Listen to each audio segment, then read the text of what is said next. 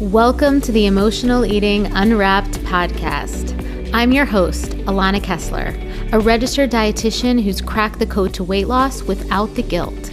I personally lost 40 pounds without counting 1 calorie or tracking 1 macro, and while eating all my favorite foods. After a 15-year struggle with weight fluctuations, emotional eating, destructive food habits, and low self-worth, I changed my mindset around eating 12 years ago and now have an empowered relationship with food and help other women on their own journey. This is Emotional Eating Unwrapped, the only podcast that shows you how to connect mindfulness and science so you can fall in love with eating, create healthy attachments with food, and lose weight sustainably. Welcome to today's episode on how to become accountable to ourselves from a place of self-love. I love this topic, and today we'll uncover how this practice of intrinsic accountability can be developed and implemented on a consistent basis. So, what is intrinsic accountability? So, intrinsic accountability, or being accountable to oneself, means taking ownership of your actions, taking ownership of your choices, and taking ownership of your well-being without the pressure of some dogmatic rule or external system, right? Something outside of ourselves, like a diet or a meal plan, right? So we don't have that external pressure where we feel the fear of God, right? Like if we do it wrong or we're worried we're going to disappoint someone else. This is accountability that comes from the inside. And ultimately, we want the motivation for our goals, for our commitments to ourselves, and for our follow through with our goals and our commitments to ourselves to come from the inside, right? So we want our energy towards our commitment to come from inside of us. And this practice of authentic self-leadership, which essentially is what intrinsic accountability is, will give you a much greater sense of self-trust, self-respect, and ultimately self-confidence. You'll have that real peace, that grounded sense of confidence. And those things, that is the recipe, self-trust, self-respect, and self-confidence. That is the recipe for everything that you need to feel empowered eating and sustain lasting weight loss, right? And by developing the verified proof and the belief system that we can trust ourselves to follow through on our intentions and goals without relying on those external accountability measures, we build a foundation to make eating choices that align with our values and give us that elusive permission, right? We think that permission has to come from the outside, but really it comes from the inside to enjoy what we truly want without guilt, right? So that is the outcome of building this internal architecture of intrinsic accountability. I'm excited because I know that for me, this was a game changer, right? When I started to make eating decisions, when I started to make choices, when I started to hold myself to a higher standard that came from my intrinsic accountability, that came from this sense of self, this real sense of I'm taking radical responsibility for my actions. That's when things really started to change for me. That's when I lost weight for good. That's when I started to be able to really eat all the foods that I used to have all these rules around. I used to be able to eat them without guilt, without fear. And so this is why this topic specifically is so important to me and is really such an important skill, because it is a skill really that I teach my clients within my framework, right? And this is something that you can't really teach in theory, right? You can't theoretically teach somebody how to build intrinsic accountability. It's something that's born from lived experience, but approaching lived experience in a new way, right? It's bringing curiosity to your experiences, learning from it, and then that's almost like a repetition, right? You have an experience, you learn from it. Okay, so what is intrinsic accountability and how do we get it, right? When we think of accountability proper, right? When we think of being accountable, it's usually in the context of being accountable to someone else. It's inherently codependent, actually, sometimes, right? It's like, oh, I'm accountable to this. I'm accountable to this thing. I'm accountable to this diet that I'm on. I'm accountable to this program. I'm accountable to my trainer. I'm accountable to my coach, right? So there's all of these external things that we're accountable for. And then we could say, like, I'm accountable to this. Therefore, I'm sourcing the energy of my behaviors that's aligned with my goals from this fear of not doing the accountability right? So really what happens is the reason that we're getting the energy to do the quote unquote good action, the right action for ourselves, is because we are outsourcing the responsibility, right? Or we're outsourcing the consequences. That we think that we're going to have consequences that are negative because they're going to come from outside of us. Someone's going to be disappointed in us. I'm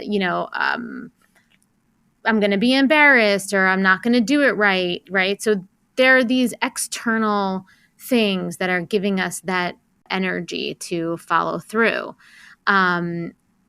And ultimately, what happens when we source our accountability externally is that it isn't sustainable, right? Ultimately, it leads to exhaustion.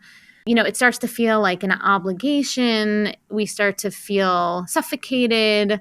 We start to ironically, all of our fears and limiting beliefs start to come up, right? We start to feel unseen. We start to feel like it starts to feel very suffocating, ultimately. And that's what happens when we outsource accountability. So intrinsic accountability, alternatively, is born from your own relationship to your experiences and how they truly make you feel, right? So intrinsic accountability it's born from showing up to your life with this beginner's mind, right? And it's making decisions and being willing to be honest about how those decisions make you feel, right? So it's born from your own relationship to your experiences. That includes your decisions and how your decisions make you feel, and taking full responsibility for your own participation and choice, and not backing away from that, not fearing that, right? And from there, you learn where your accountability edge is, right? So from there, you can learn where your edge is when you go too far. You can learn where your accountability edge is, usually from going past your accountability edge, right? So intrinsic accountability is born from your own relationship to your experiences and how they truly make you feel, right? You learn where your accountability edge is, and you do that usually from going past the edge, right? And being willing to admit to yourself that going too far made you feel bad, right? So you have to be willing to stay awake during these experiences, like a binge, right?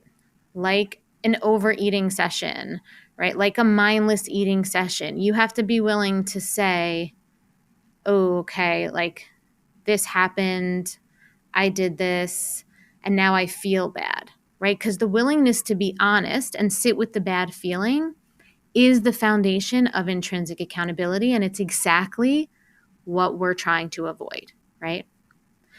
But what happens when you're willing to sit with the bad feeling, you then, the next time something like this comes, you've banked that awareness and you've banked that initial root of intrinsic accountability, right? So next time this happens, I like to say that you resource this past experience and you can create a new boundary with yourself, right? Like you'll notice that if you're willing, and again, you have to be willing, you have to stay awake to this, you'll be like, oh, I'm almost at the place I was last time with this, right? So, you can use pizza as an example, right?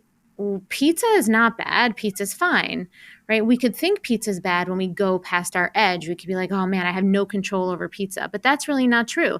You're just not, you haven't yet seen that eating a whole pie of pizza makes you feel bad. You haven't like sat with that and actually taken ownership and responsibility of that.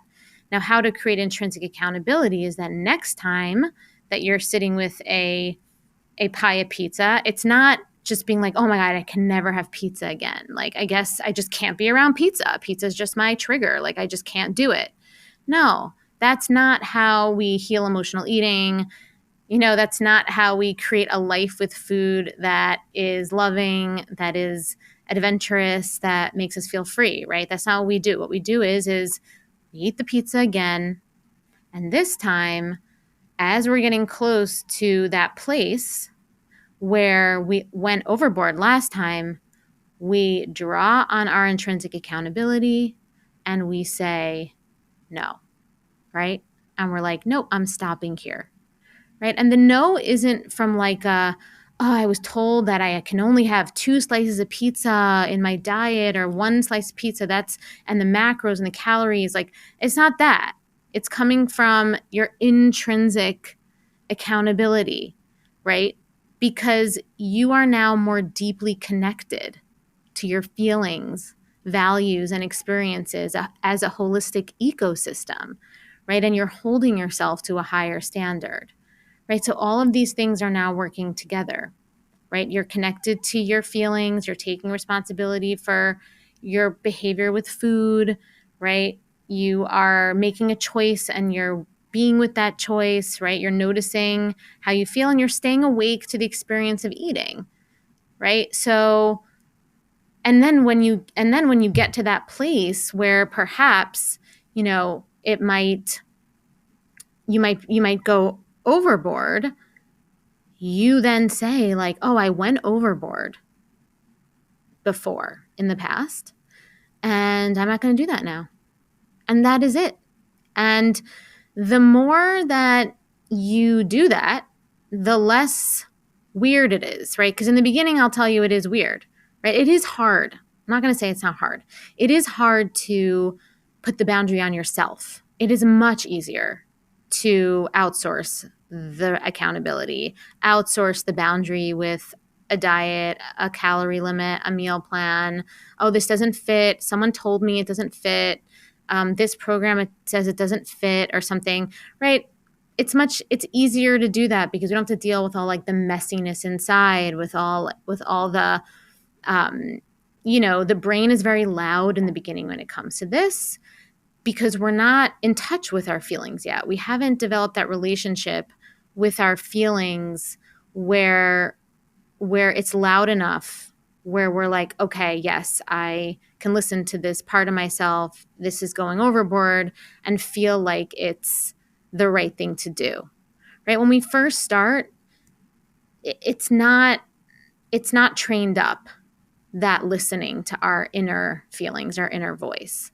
And that's actually also one of the reasons why we emotionally eat, right? Is because we're not that connected to ourselves. So intrinsic accountability is actually a huge pillar in healing emotional eating because the core tenet of intrinsic accountability is listening to yourself, right? The core tenet of intrinsic accountability is paying attention to yourself, paying attention to your experiences, to your choices, to your feelings about your choices, to the influences that are around you in your environment that influence your choices, right? So you have to be awake and pay attention.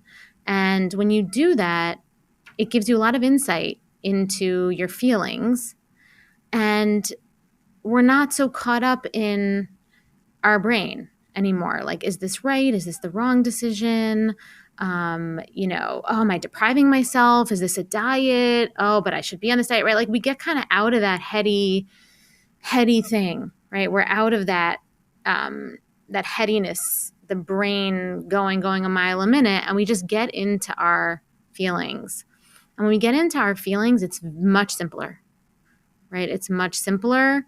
It's much more matter of fact. And it really does give us that feeling of certainty and resolution and confidence and empowerment in ourselves that we're looking for, right? So I just want to share a little bit about something even deeper than intrinsic accountability, because I could tell you about what intrinsic accountability is, but in order to be successful in sustaining intrinsic accountability as a massive pillar of your healing tapestry, right? So when you think of healing, there's a lot of different patches that go into it, right? A lot of different things that you build and that you bring into your life in order to heal. But to successfully have intrinsic accountability, one of the main things is believing that you deserve to feel good, right? So you have to, on a really core, deep level, believe that you deserve to feel good. And if you're listening to this, really ask yourself, like, do I really believe that I deserve to feel good? Right? Because wanting to feel good and believing that we deserve to feel good are two completely different things, right? Because you have to believe that feeling good isn't about instant gratification, right? Feeling good and having a sensation that makes us feel instantly gratified are not the same thing, right? And you'll start to discern the difference when you start to practice this, right? And you start to build your own intrinsic accountability, because in building intrinsic accountability, it's about trial and error. It's about going overboard in order to come back to balance, right? So you'll know this because you gave into instant gratification many times and felt how ungood it made you feel, right? So to successfully have intrinsic accountability, you have to believe you deserve to feel good, and you have to believe that feeling good isn't about instant gratification. You know that having the whole pie of pizza doesn't make you feel good afterwards, right? And you then got honest with yourself, right? You understand that holding yourself accountable to feeling good can mean saying no to behaviors and sensations in the moment. And that includes food, right? That ultimately isn't aligned with how you want to feel and your goals. And so when you can make decisions about eating from this place, you are in integrity, right? You are leveled up and you're truly empowered. You come from a place of integrity, an integrated place, and you can make a choice that is balanced, right? You can make a choice that is the middle, where you can enjoy and also have boundaries. And it's not this major, it's not this major thing. It's not all or nothing. Okay. So it's really, really important to continue to practice this, right? And continue to see your life experiences as an opportunity to practice intrinsic accountability, right? And we can do intrinsic accountability in a bunch of ways, right? There's intrinsic accountability in the moment where, you put a boundary up where you stop eating when you're full and not stuffed, right? There's intrinsic accountability where you start to recognize that it's up to you to make sure that you put yourself in situations where you're not triggered, right? And so you plan ahead, right? That's intrinsic accountability too, right? The idea of showing up somewhere and just seeing how it is doesn't really work for you anymore because you're not going to put yourself in that position to be dysregulated because you don't feel good in that state. And like we said, you've already accepted that feeling good is something you deserve to feel. So the benefits of intrinsic accountability are so vast, right? It's self-agency, it's empowerment, and ultimately it is reducing the need for unhealthy coping mechanisms because we don't need to cope, right? We're not afraid of a little boundaries. We're not really afraid, right? So it's just so huge to live from this place. It's so big to be able to trust that your sense of groundedness, that your sense of feeling relaxed comes from you, right? And you have that power to create that internal environment for yourself. And though the external environment might be more chaotic, the fact that when your internal environment is aligned, you're really, really powerful, right? It's very empowering, and you are extremely powerful as a person for yourself.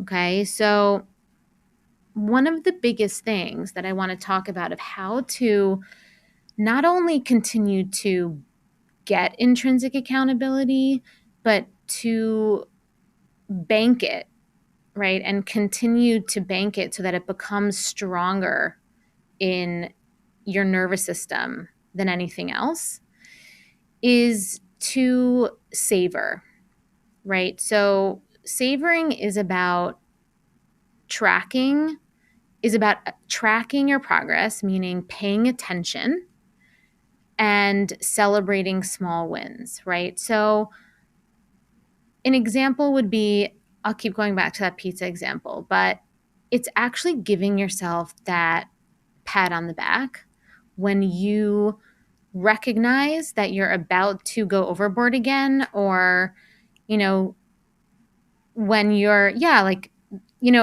that's a great example. So you recognize you're about to go overboard again and you stop yourself, right? Like you say, oh, I remember last time I did this and I didn't feel well. I felt really bad physically. I felt guilty emotionally. So, I think maybe this might be a place to stop, right? And you don't know right away, right? You're kind of just like, you have to start from somewhere. And that's where you give yourself the pat on the back, right? No one is going to tell you this is the right decision. And this is the hardest part, right? Like no one is going to say, yes, you did, you're right. This is exactly where you need to stop. There's no one telling you that, right? And that's why it's hard to do. So you have to say to yourself, yes, this is the right place to stop for me. And I know that because I think it is.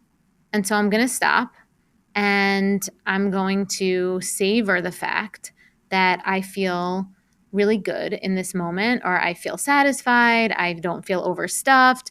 All the things you felt last time, you now don't feel. Now, you might feel other things like it might feel weird. You might wonder if you're making the right decision. You might, feel a lack of confidence, right? There might be other things that start to come up that we have to start to deal with, but it's not guilt and gross, right? Which is what we get comfortable feeling. Okay. So in order to start to really have this intrinsic accountability become really in the forefront of your, almost of your behavior toolkit, so to speak, you need to consciously acknowledge when you are doing it, right? And then over time, it becomes kind of second nature. But in the beginning, you have to consciously acknowledge when you're doing it, okay? And another thing that's really helpful in the beginning, like I said, because it is kind of in the beginning could feel like a shot in the dark, almost like I said, no one's going to tell you that this is the right thing. It is nice to have a support system, right? So I know for my clients, they love having me in their pocket every day when they're making these choices and they're imploring this intrinsic accountability, without having a roadmap, without having a rule guide from me, right? Just, the whole thing is like, do it. What's really helpful is that they have me as a safe space, right? To kind of share what's happening. And you know, so they don't get confused, right? They don't, like I said before, like they're not worrying that their intrinsic accountability is really deprivation or falling back into diet mentality, right? Like or being overly preoccupied, right? Like it's worrisome because, like I said, it's a lot of attention at first. So it's nice to have a support system where you almost share the burden at first, right? And it's nice to have that because then it calms your nervous system down to get that validation, that where someone says to you, yeah, that's a great job, like awesome, that's great. It's like you have a little cheerleader. And so having that support system is key. Okay. So savoring and support system are really, really important for intrinsic accountability. All right. So as you can tell, I love this topic of intrinsic accountability. I think it's huge, a huge, huge pillar for healing emotional eating, creating a loving relationship with eating, healthy behaviors with food, healthy attachments with food, confidence with yourself. I really feel like developing this muscle is so key. But I want you to remember that it takes time and effort to learn, especially if it's new to you, right? Especially if you have never sourced accountability from the inside before. But I'll tell you that 100% it is worth it. So, you just know that by embracing intrinsic accountability, you can cultivate that resilience and reduce stress and replace any negative habits with positive ones. It just happens, right? All of these identity shifts you want to make, all of these standards that you want to embody are going to happen when you start to build the muscle of intrinsic accountability. I'm just so happy that you're here. I'm just so happy that you listened to this episode today. And don't forget to join me again next week with another new episode about emotional eating so we can learn all about developing healthy attachments with eating. You can start to lose weight, keep off the weight for good with sustainable strategies and long-lasting change. Until next time, I'm Alana, and thank you for listening to Emotional Eating Unwrapped.